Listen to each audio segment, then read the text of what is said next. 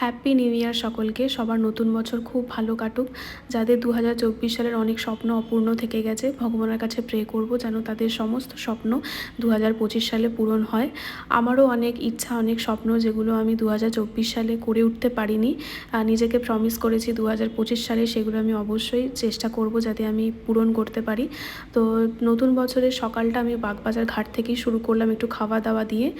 তো আমার কাছে না ভালো দিন মানেই, শুভ দিন মানেই খাওয়া দাওয়া। আমি না খেতে ভীষণ ভালোবাসি, রান্না করতে যেরকম ভালোবাসি, লোকজনকে খাওয়াতে ভালোবাসি এবং নিজেও খেতে খুব ভালোবাসি। তো সন্ধ্যের দিক করে একটু বেরিয়েছিলাম। আমাদের তো সবাই জানো ইকো পার্কে যে ক্রিসমাস থেকে যে কার্নিভালটা চলছে, তো তার জন্যই রাস্তাটা সারা রাস্তা এইভাবে সাজানো। কার্নিভাল তো দেখতে যাওয়া হয়নি, খুবই ভিড়। তো গিয়েছিলাম একটু খাওয়া দাওয়া করতে।